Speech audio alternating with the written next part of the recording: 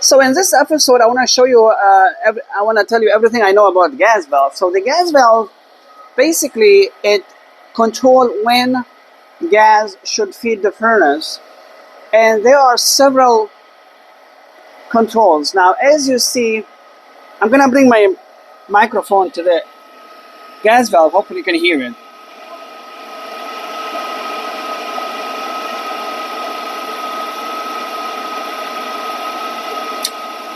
See, you heard that click?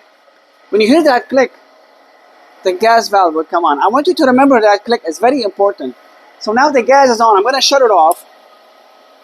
Okay, I basically disconnected R and W. R and W is for heat. Usually the thermostat should do that, but I'm doing it manually. So I want to tell you that when you hear that click, let me remove the cover. I show you. Okay. So I'm gonna remove the cover and I show you. So I want to show you in case you are a landlord or you went on vacation a long time, you forgot to pay the gas, and you're gonna have this issue. I will show you. See, I'm gonna turn off the gas for this furnace manually, right? And I will show you how it's gonna do. So you have an idea why I'm doing this, because a lot of time people call me, hey, we have no heat. I go there and this is gonna happen. You're gonna see the igniter. I'll show you. You're gonna see the igniter is gonna glow.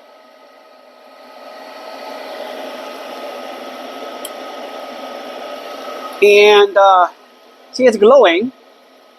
And then you're gonna hear the click, right? Here. Can I hear it?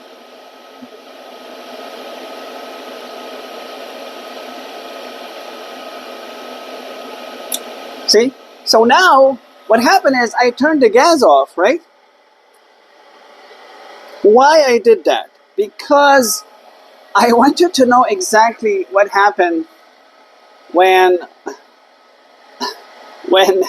tenants don't pay their bills. I have seen it million times. Within 26 years, you have no idea how many times I go there. And oh, the tenant didn't pay the bill. Oh, we forgot. So that's what's gonna happen. The only time will happen when you see igniter, everything, just click.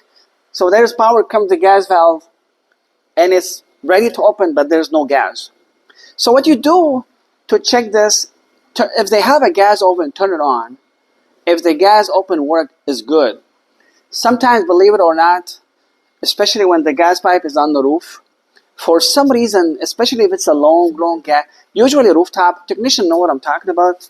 For some reason, it happened a few times, the pipe froze, and maybe there was some kind of liquid or something inside, I don't know. It was freezing, and it was blocking the gas to go to the furnace. That's a very rare story. If it happened to you in the field, please comment and tell me about it. I like to learn because I have seen it maybe twice. So I used to go put insulation on the pipe because it's on the roof. And then if this happened and there is gas, because, you know, in the real world, you're going to have a T in here, and then there's a nipple. We call it drop nipple. So basically, when the gas come in, if there's any dirt, heavy stuff, it will go into the nipple. That thing has a cap. Of course, if you know what you're doing, you have to be careful. Like me, when I'm working on it, and it just happened, and the oven, they have an electric oven. I cannot check it. And I ask them, do you have hot water? They have electric power, so I don't know. So I have to remove that cap very carefully. I move it, but again, it's not very, gas doesn't have a high pressure. Very, if you put a napkin, can stop the pressure. So I open it very carefully, but you have to be very careful. You have to be in a vented area, open the doors, because you're gonna move this. And you have to put it immediately back. Be careful. We know what we're doing. If you want to do it, I don't recommend it. I'm supposed to be for technician. But if you get the idea, maybe if you're able to control the shut-off valve is near to you, you're safe. So if anything goes wrong, you can shut the gas. But we remove that cover, and if you feel some pressure, and you can smell it right away, you know there's gas. You put it back. So if this happened, you hear the click, and there's gas, and the igniter is working, and it doesn't ignite. This is very, very rare case where there is power coming to the gas valve. Sometimes the ground is missing. So it is clicking, but it maybe is not strong. It could be missing the ground somewhere. Check the ground. Or sometimes the ground is fine. You check the voltage, it's 24, 27 volt, very perfect. But this is still clicking. But what happened inside the gas valve, there's like a coil, like a solenoid valve. I have these stuff, but I didn't prepare them. Again, forgive me, guys. I'm not prepared. I'm not very sophisticated YouTuber. And my English is barely helping me. I don't know all this sophisticated terminology. So there's a solenoid valve in there, like a coil. And that thing, you know how it energizes the stem, it goes up and down. And there's like a flange, like a dime size, has a rubber on it. That thing should seal the gas when it's not energized, and it should open when it's energized to let the gas. Sometimes that stem, it will click, but the stem, it's still sealing the hole. So this is very rare case. What you're gonna do for it, again, I have all these old-fashioned ways. Again, I'm not, there's way to test it, but what I usually do, I hit on it. Again, don't go crazy. This is small baby hammer, so you go like this.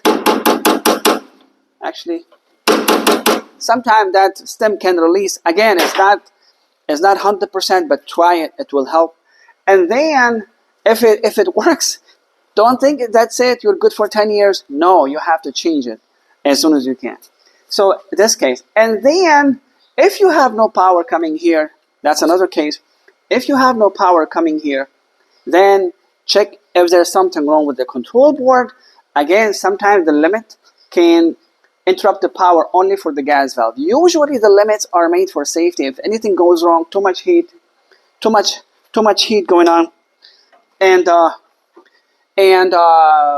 limit will say to the controller, hey, stop the system. Usually they disconnect power from the main 24 volt transformer, but some furnaces, keep in mind, they might be only disabling the gas valve. So again, don't judge, if there's no 24 volt come here, don't judge the control board right away. Be careful. If you feel it's a control board, I showed you other video how you take it, look behind it, see if there's anything popped or burnt on these soldering, this connection in the back. Okay, so other stuff, I think that should be it for the gas valve. But remember, if that gas valve is 20 years old, if the furnace is 20 years old, I have seen some furnaces 20 years old and they look so new because somebody was really taking care of them. And I have seen some very expensive high-tech furnaces. They are barely 8 years old. They look like they are all messed up. So anyway, the other thing you have to know, sometimes this hose also make sure it's not, you can take it off and blow in it, make sure that the connection, the nipple here is clear, like I showed you how to clear these, remember? Okay, and other than that, I think that's all what you need to know. This is a two-stage, so again, when you check for power, I have two thermometers. Sometimes I connect one for each, so I can read on both which stage is coming in first, if you want to check the power. And let me show you how to remove it quickly. Okay, while we're talking about this, and basically there are four screws here and here, and these wires come off. Remember how to take a picture of them. Okay, by the way, these hoses of the pressure switch, I remember they are colored, and you have to remember which color goes where. Basically, if you look at the plate, it says like it's printed like red for red, and so you cannot mess with these, the rubber hoses. Okay, so and then these two screws, you might have to remove this wire from your way, and it comes off. I will show you how it is in a minute, okay? Actually, you can stay with me. I can do it quickly because I want to show you. Don't forget to shut the gas off, power off, and I'm going to remove my hose. You see, this is a temporary hose, and this is my pipe. I put it temporarily here. Usually, yours is going to be a little bit difficult. You should have a union, and then you can remove. So basically, these screws come off, and the thing comes off very easy, right? I'm gonna just show you quickly while you're waiting. I can remove this hose from here is easier because from inside it's gonna be hard. Okay, this one goes off.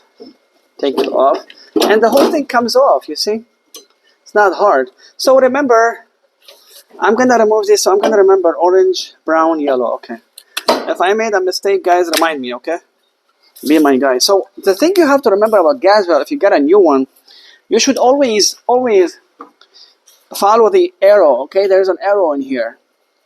Arrow should go to the manifold. Okay, this is the manifold. These are the orifices.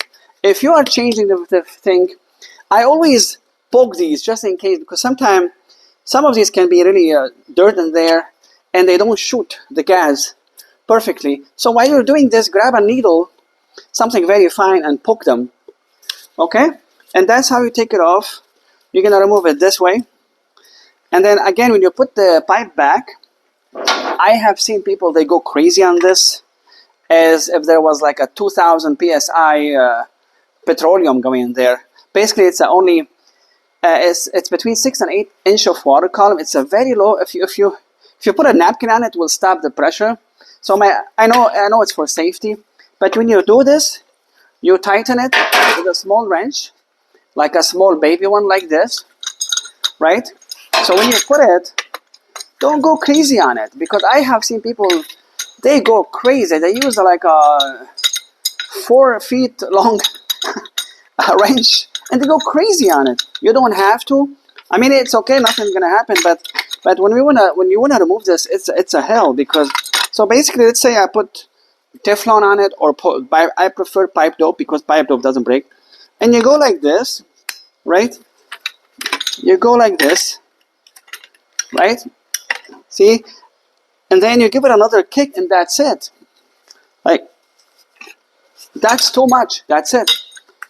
But I'm just telling you, I have seen places where they go crazy on these, thinking like the gas gonna just explode or something. Okay, and then when you remove it, you're gonna get another one. That's cool. I tell you a dirty secret, not for this one, for the other ones. This is because it's 2-stage. The single stage gas valve, basically, I tell you a dirty secret. I know. Me too. When I was new in the system, I have to buy the exact same one, and it has to be same. I was so afraid. But believe it or not, if you get any gas valve, as long as it's a half, so even if it's a 3/4, you can put an adapter. I tell you a secret. Any gas valve, unless it's a really huge boiler, like you have a 300,000 BTU boiler for like a 8-unit building, yeah, you cannot. But for furnaces, anyone can go, because it's adjustable. Okay, so I don't care. They're gonna tell you, oh, it has to be 100,000 BTU. It has to be 80. Who cares if you put if I have a 70,000 BTU furnace and I put a one for 120,000 BTU, I know it's too big, but you can adjust it. So the idea is, a lot of them you're gonna get away with it. But again, if it's easy to find the exact one, it's not a big headache, or maybe it's under warranty, just get it. You have time, the weather is nice. But if it's hard to find the right one, and you have a just regular, but again, of course, you have to make sure this made for igniter. Other ones, they have a standing pilot. You cannot use the standing pilot one. You know the standing pilot one. Again, you can use anyone's standing. This looks like for a big boiler, but this also is a standing pilot. Also, if it's a little bigger in BTU or small, you can adjust it. This is not for a standing pilot. This is for a hot surface igniter or a spark ignition. But I'm just telling you, if you are a technician and you can't find the exact gas valve and it's just a 80, 90,000 BTU, if you have one that is spark ignition like this, you know, just put it. Don't worry. Adjust. But again, I wouldn't say leave it for a long time. If you have to, it's okay, but I still recommend get the original one if you can later. But if it's emergency, put anyone, and then you can adjust it. About the adjusting the gas valve, going to be a different video. I wouldn't be able to do it on this one because it's not working. The blower is gone, or the blower has I don't know if it's a blower or a control board. I believe it's a control board. So don't be very sophisticated. It has to be exact same numbers. If you could, good. If you cannot, get something very similar. If it's a standing pilot, good. adjust it, okay? Because again, you cannot put small one for like a 300,000 with 400,000 BTU boiler. You have to follow that because that one is really made for like over 200 psi, 200,000 BTU. Okay, so that's what you need to know about the gas valve. Let me put it back for you quickly. So basically, you're gonna go back same way, right? Just make sure all the orifices, they go here, okay, in the hole. And then, oh, another thing I want to tell you, you have to know that you don't have to work on this inside the furnace. Excuse me, inside the furnace. You don't have to work on that inside the furnace. Because I know most homeowners, they get a wrench and they try to work on it while this is in the furnace. No, you can take it out and put it on the table. Take your time. You have enough space. All these gas valves, they come off. Sometimes it can be a little bit harder, but it's much easier for you to remove it, work on the table, than you put a big wrench in here, because what's going to happen is when you put a big wrench in here, let me show you for a minute. When you put a big wrench in here and you try to remove it from here, like let's say you're doing like this, right? I see a lot of homeowners do that. Look how much pressure you put on the burner's compartment. Look. See that? You might break it too. And then sometimes you cannot swing it. When you swing it, you're going to break stuff. This knob is going to break. So take the whole thing out, put it on the table. You can have a much better leverage to put it. Okay? The same thing. If you have a pipe here, don't remove it here. Take it apart. Go to your place. Take it place and do it. And let me see if I can remember. Actually, yeah, I think I remember, right? Am I right? I don't know. I'm going to look in the video if I made a mistake. You'll correct me. But this is the idea. You already have picture. You know what it is. So this goes here and you're good. Now you put the pipe back. Again, I don't recommend Teflon. Teflon is okay for water, I believe. But for these, if you are very careful and you put your Teflon just a little bit before the lips, like this, you're good. But if you put like this, I'm trying to be sloppy in here. If you put like this, it's not good, because a lot of these, they're gonna break and they're gonna go into the gas valve. That's why if you cannot put it perfectly, just, I would say 1/8 before the last thread teeth. If you don't know how to do this, or you cannot, and you don't want to go through the headache, use a pipe dope, you know, like a paste. Okay, I don't need to do anything here because, you know, I'm just testing this. It's not gonna be an operating furnace, and you put it back here. Now again, if you put a different gas valve, you think it's bigger, because usually they tell you on the gas valve this is capable of how many BTU. Sometimes not all of them, but if you think it's too big, you put your thermometer on the duct. Imagine there's a duct in here, right? This is everything you disconnected, but at home you're gonna have a duct, you're gonna have return, everything will be in place. Not like me, I mess up everything. Now be careful when you make a hole. Be careful, don't poke the coil. Okay, you have to go higher than the coil, or see where the piping of the copper of the coil coming off, and stay far a moment, because if you make a wrong hole, you might be going into the pan collector of the condensation of the AC. So be careful. I would say go far from the coil, and make a small hole. Put this in there and let it run for 10-20 minutes. If the temperature is like crazy high, like let's say you have like 170 degrees, this is a lot of heat. This is huge. So what you can do, you can adjust it. Okay, we have a different video about the adjustment. Basically is you remove this cap here. You know what, let me show you quickly. Let me show you. So you remove this cap in here, right? And you're gonna see there's a small flat or Phillips screw. Counterclockwise is less gas, clockwise is more gas. So you can adjust it. To be safe, leave it between 115 and 120. I would say 130 is a little high, but I think if you want to be safe, you don't want to be called back, hey, it's 20 below, we put it at 72, it's just barely reaching 60. You put it at 130. Again, 130 is too high. I have seen places where I leave it at 100 and they never complain. Never, many, many years. So again, it depends on the duct. There's a lot of stuff you have to pay attention to. Maybe the duct is not made perfectly to distribute the air everywhere perfectly. Maybe they are using different size. The duct is very sophisticated.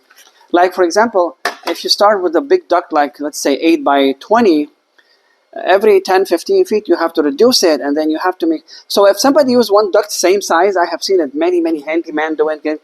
They go like 50 feet with the same duct, 8 by 8 or whatever, 10 by 8, and then at this time maybe you need 130 because the air is not reaching everywhere. So, but basically 100, 130, and then you can adjust it. So that gas valve, again, I leave them with me. I get them from my shop when I need them temporarily, not for a long time. If you want to, I leave sometimes some over a long time because they are very similar BTU, and all what you need is it make sure it's standing pilot or ignition or spark, and as long as the fitting is okay, they are good. But again, don't be very worried about it has to be exactly same. And sometimes Honeywell will make one gas valve for carrier, for ICP, for train, or so that gas valve can have a number. That is fit all of them. Like for example, this one here has a number for Heil, right? 100 blah blah blah. But this made by Honeywell, right? So Honeywell have this number VR820 blah blah blah.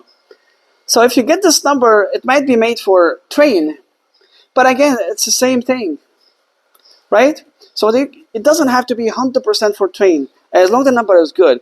Now this 2050 couldn't be a lot of issue, but I think if you have this first letters, can be good. So again, it's a lot of details. I don't want to be telling you the wrong information, and somebody can tell me, hey, we put a wrong valve when we have a fire, God forbid. But just as I told you, if it's a Honeywell, same number, and it's made for York, and your furnace is ICP, it will work. Okay? That's what you need to know for now for the gas valve. I think that should be it. And let's jump for the burners. Okay, we're going to go for the burners, how they work.